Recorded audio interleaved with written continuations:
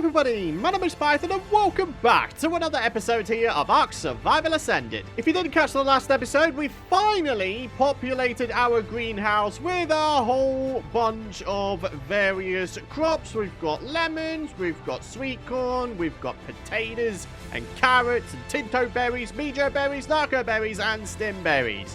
There's a lot of stuff here, my friends. And within our industrial cooker here, I have decided to stock it with various resources that may or may not be required in the creation of some of these here buff parts and maybe even some of this here kibble. One thing I should mention is you should, off the rip, disable autocraft. Otherwise, what'll happen is what happened to me, and that is I put a whole bunch of random stuff in here and it autocrafted a whole bunch of dyes, which I've since gotten rid of, but yeah, still, that was kind of annoying. So yeah, very much recommend disabling autocraft. Anyway, today, my friends, we are gonna do just a little bit of operation cleanup. We have quite a few creatures around here that don't really need to be out here, and for any of you guys who don't know, of course, the more creatures you have around your world, the more laggy and the more drops in frame rates you are going to experience. So I think today, my friends, what we're going to do is we're going to finally embark on our cryopod saga. We have a cryofridge here requiring only 12 crystal, 115 metal, 7 electronics, and 30 polymer. That should be pretty easy to make. And then, of course, we've got the cryopods themselves. Only 10 crystal per time, 5 hide, 4 oil, 15 fiber, 2 metal, 4 polymer. So yeah, we should be able to make these in plentiful amounts, and then the cryofridge, we should only ever need 1. And then we chuck it in one of our bases, and then we can have only the essential creatures out, I guess. So 31 polymer is the amount we have, which is okay, but it's going to be entirely used up by the cryofridge, so we're going to have to bring with us a whole bunch of other polymer. The good news is we've got ourselves a whole bunch of organic polymer. There's the oil, there's the hide, there's the electronics, there's the fiber, and then on Sergeant here we should have a bunch of metal ingots. And yes, we do. There we are, in fact. I don't think we're going to need a full stack of 300. Maybe half that. Oh, and also on Sergeant, crystals. Very good. All right, so I think what we're going to do is we're going to take Thunderbird. We're going to head on over to a nearby loot crate. And then we're going to begin on the crafting of our cryofridge and cryopods. And while we make our way over to our nearest loot crate here, it gives me an opportunity to say a big old thank you for all of your lovely support throughout this series. I very much appreciate it. Of course, if you want to continue supporting these episodes and indeed the channel here, and you want to help these videos get out there on YouTube, I'd really appreciate it if you'd consider dropping a like on the video. And if you're new around here, a big warm welcome to you. I hope you'll enjoy what you see, and I hope you'll consider subscribing to the channel with those bell notifications turned on so you don't miss out on my future content. Right, literally every single alarm bell in my head is going off right now. Yeah, this is going to be very, very dangerous. Please tell me at least that this guy's a low level. No, he's not, or she's not. Ah, darn it. Alright, I guess we're going to have to kill this Rex. I think the Rex is going to be, by far, the biggest threat. Anyone else kind of wish that they would add, like, an accessibility option so you don't have to keep clicking to attack?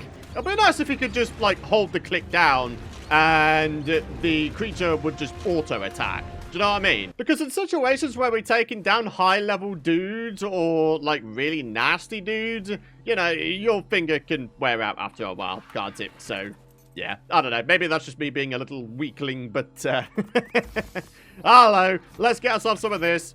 8 cryopods. Yo, not too bad. Wait, what is that? Oh, no way. An Argentavis blueprint for a 49 armor value Argentavis saddle. That's not bad. And then we've got a Parasite platform saddle. Got some little buff bits and bobs here. Yeah. All right, 8 cryopods. That's a bit unfortunate. I've just enabled the range domes on the electrical generator so I can see if we can have electricity inside our episode 1 base, but no. Ah, well, doesn't matter too much. I think what we're going to do is we're going to put our cryofridge up at the top here. Let's do a little bit of disable snapping. I'm just going to say, I don't know, sod it. Let's put it right there.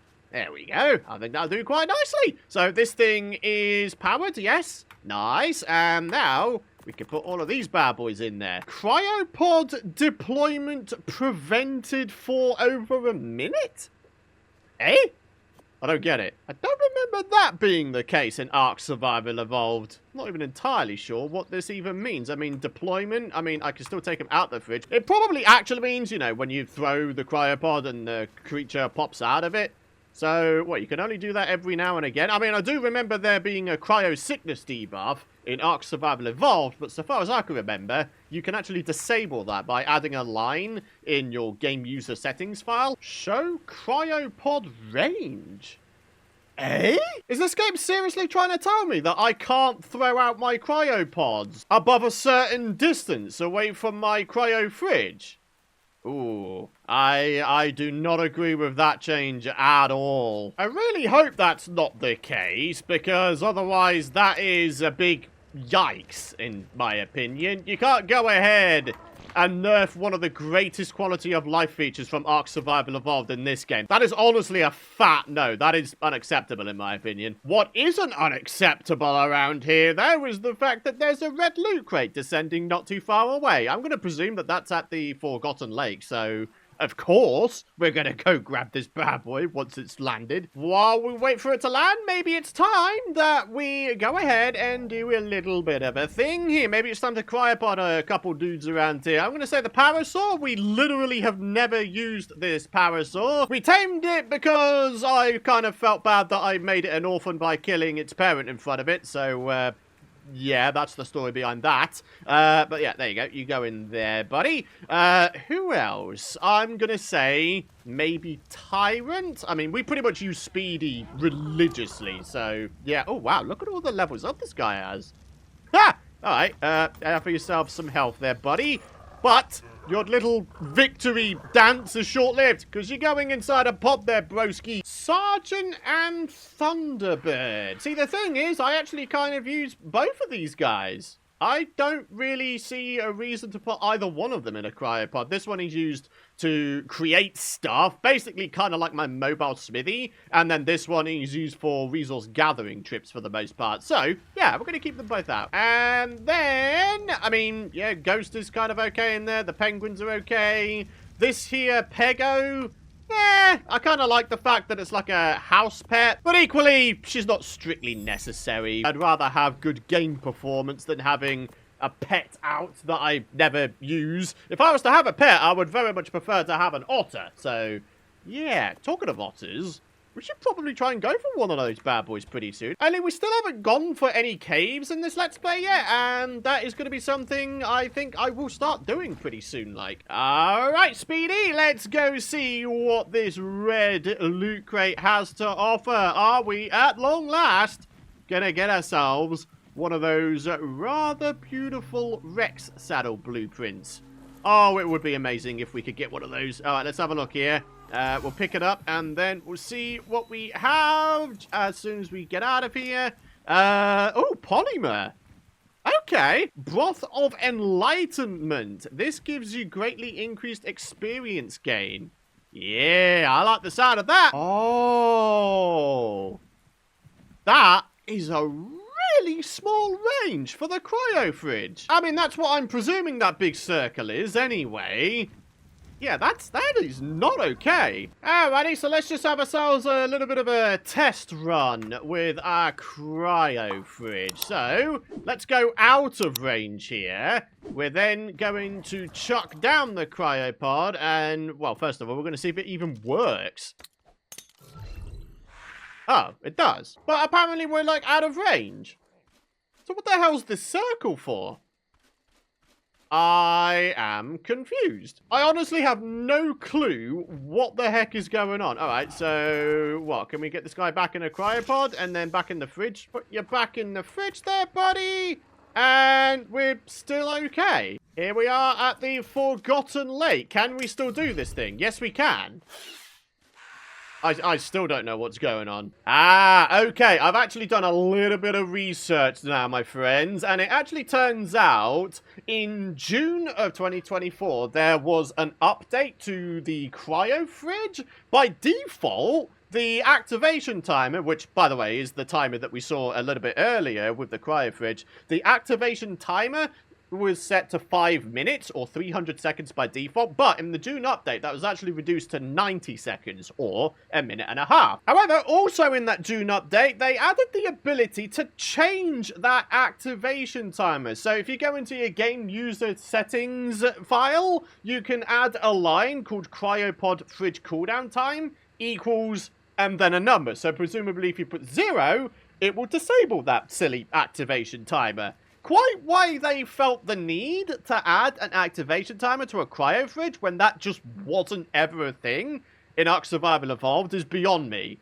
That is just a silly, completely pointless change. It didn't need to happen. Also to mention, with the actual cryopod release itself, which was late December of 2023, there are 3 settings that you can change. But the one most relevant to us, if we're wanting to not have that silly limit for how far away from a cryofridge you can uncryopod a creature, is disable cryopod fridge requirement. If you go ahead and add that line to your game user settings file and put equals true at the end of it, then yeah, we should be good to go in terms of having cryopods function exactly as they did back in ARK Survival Evolved. So bear with me, I'm going to actually show you guys how to change your game user settings file. So if you're on PC, all you need to do is you need to find your ARK Survival Ascended installation, go into it, go into shoot a game, go into saved, go into config, Windows, and then, where is it? Game user settings. There it is. And then you just need to open it up. In my case, I'm going to open it with Notepad++. Then what we need to do is we need to go down to the section that says server settings. We're going to go right down to the very bottom of this section, and then we're going to start adding these custom settings. So let's do disable cryopod fridge requirement. We're going to do equals true, so it disables that. There's actually another setting that I'd like to enable, and it's this. Allow cryo fridge on saddle. We're going to do equals true for that one. So if we were to make ourselves a mobile base in future, which, by the way, I'd very much like to in the form of a mobile quet base, then, yeah, we could have ourselves cryo fridges on that platform saddle. And finally, cryopod fridge cooldown time equals 0. My hope is that by setting this to 0, it will completely rid that silly activation timer. So let me just make sure I've spelled everything correctly. I think I have. Yeah, very good. All right, so let's go and save this, and let's pop back into the game and see what's what. So let's go ahead and test this out, shall we? We're going to start off by picking up the cryofridge and placing it back down. What should happen now is that there's absolutely no activation timer. As you can see, there isn't. In terms of testing out the cryofridge on a platform saddle, obviously we can't do that just yet. The other thing we can do, though, is deploying one of our creatures far, far away from this cryofridge. So give me a second. I'm gonna go far, far away. Real quick though, question. So if I do show cryopod range, does it still show the range as per before? Yeah, it does. Interesting. I think what should happen is if you do go ahead and disable the whole cryopod range thing, it should disable this option to show the range. Only, you know, that kind of becomes pointless. All right, we are very far away from our base at this point, my friends. I mean, literally more than half the entire map's worth of distance away. So, let's throw out this here parasaur. And, yep, there we are. He's totally fine. And once again, no sign of any cryo sickness. Fantastic. All right, so if any of you folks are interested in simply copying and pasting those setting lines to add to your own game user settings files, head down to the description. You'll be able to copy and paste it from there. Hope all of that helps. I didn't mean to add like a mini tutorial in this episode, but there we are. Alrighty, my friends. So, now that we have access to cryopods, it means that we can transport newly tamed creatures across the map with absolute ease. No longer will we have to have creatures following us behind. No, none of that. We could just chuck them in a pod, take Speedy, our speedy Pteranodon there, and then, yeah, we can get them back to base with absolute ease. So, ladies and gentlemen, that's exactly what we're going to do to wrap up today's episode. I've been racking my brain trying to figure out what the next creature I should tame should be. And I've decided on a Megatherium. For any of you guys who don't know, Megatheriums are fantastic for gathering chitin. They're also fantastic for taking down bugs. When it comes to us going for cave systems in the future, I think maybe taking a Megatherium into the caves could be a cool idea. So, ladies and gentlemen, what we need to do is we need to grab ourselves out our long neck rifle and a whole bunch of tranquilizer darts, and then we need to head ourselves into the snow biome. And it's very time appropriate that we're heading into the snow biome today, because at the time of me recording and posting this video, it is the shortest day of the year. Well, in the UK anyway, the 21st of December. Christmas is just around the corner. So yeah, I had to squeeze in some form of snowy biome trip of epicness today. So, here's hoping we can find ourselves a Megatherium nice and quick like. And ideally one that's not just absolutely surrounded by hostiles. Ooh, Eutyranus! That's something else I'd like to tame in the coming episodes. That is a very triangular looking face. Looks like a character from a PlayStation 1 game.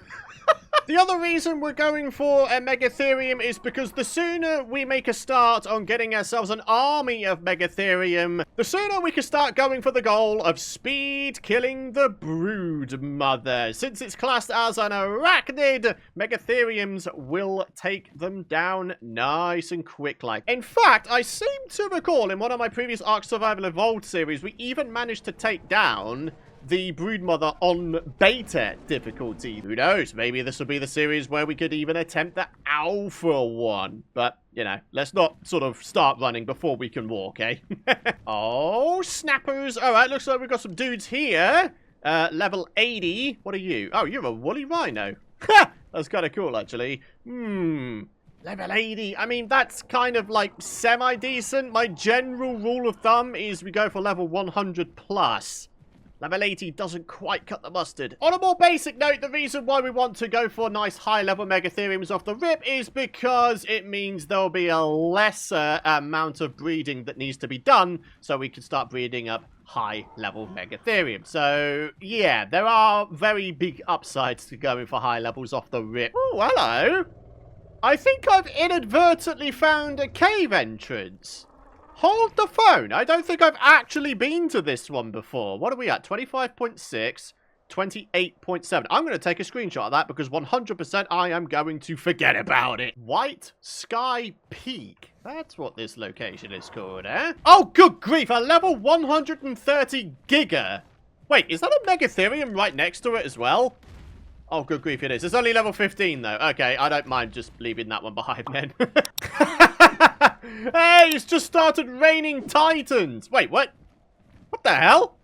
Oh, it did land. I was just going to say, it just sort of disappeared out of existence for a second there. Some good news. Another Megatherium has shown up. It's level 125. That's a great starting level. However, the big bad news is the small-scale war going on around here.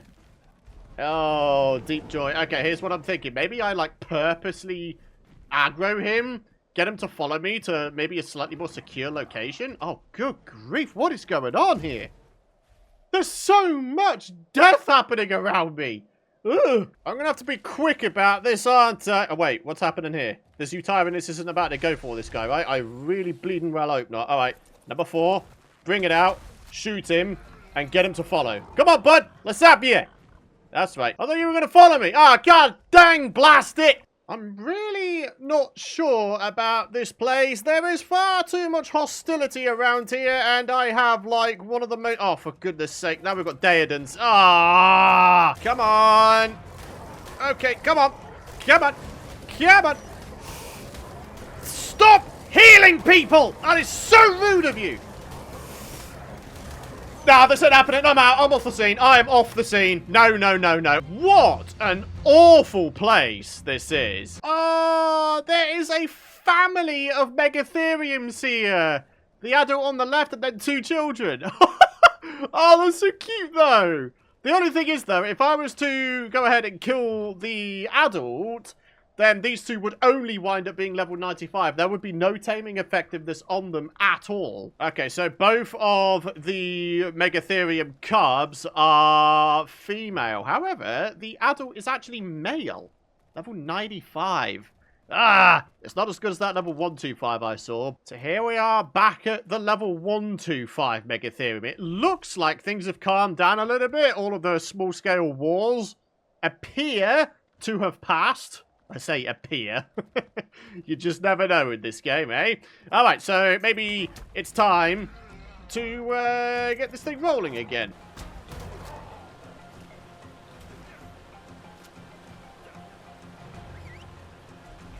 Ah! Ah! Big trouble! Big trouble! I no longer know where I am and I'm almost dead. Help? Buddy, help? Seriously, help? Pteranodon, bud, can you, like, stop? Dude, this guy's going too berserk. I cannot catch myself. What the hell? Dude, calm down! God, blimey! I won't lie, that was pretty funny to watch, actually. It was like a one-man tornado-making machine. Oh my gosh! Oh, good grief, the Megatherium's right behind me. Okay, yeah, I didn't... Wait. Oh, yes! Yes! The enemy of my enemy is my friend! Yes! Let's freaking tag team this guy! Yeah! This is how we roll, son! Oh! Come on! Yeah! Good job, future friend! Definitely not a frustrating way of taming. Shoot. Get on my Pteranodon. Go a distance. Land. Get the non-reload animation done. And then rinse and repeat. Hello there. Get shot there. Let's keep this thing going. Hold the phone, though. This guy is running. Ladies and gentlemen, this guy is running. Hold on a minute. I really don't want you to go down in the water there, though. That would be most unfortunate. If I could get you on land, that would be very, very handy-dandy. Yeah! Okay, right. I mean, they're down, but I don't know if they're going to wind up drowning. If they do, I'm going to be so incredibly sad. Do you know what? If anything is to kill this thing, it would probably be piranhas, right? Ah! Okay, right, we're gonna have to do a little bit of a something here. Alright, sorry there, Mr. Woolly Sheep thing. I'm gonna need your meatsy noodles. Right, boom, let's do it. Oxygen. Oh dear, it is going down. Okay, we have a bit of a time limit here, in which case... Oh, dude, is this even gonna work? Like, are we even gonna be able to tame this guy? It all depends on how much of the taming bar fills up per bit of food. If it's a low amount, then we're kind of screwed. What if I was to maybe kill one of these guys? Maybe we get some prime meat, you know? Go freaking down, man! I need to tame this guy before he drowns, man! Come on! Yeah! Alright, prime meat obtained. Fantastic. That's what we need. Oh, gee whiz, we have such a time limit here. Come on, speed this along, Python. Speed this along. We're going to need some meaty doodles on this guy. There you go. Prime meat given. Oxygen is so low. I don't know if I can I, like, cryopod this guy? Is that possible? No. Oh, no. So, when they take drowning damage, do they just, like, flat out drown? As in they lose all of their health at once? Or does it, like, gradually go down? 'Cause I honestly have no clue. I really don't. Oh, my word. Oh, you couldn't have been tamed in that piece of meat. Oh, come on, man. Oh, no, no, no, no, no, no, no, no, no, no, no. No. There's nothing I can do. Oh, mate. Holding the rage in, holding the rage in, holding the rage in, holding the rage in. Ugh! And now there is absolutely no way I have enough tranquilizer darts to get me another Megatherium downed.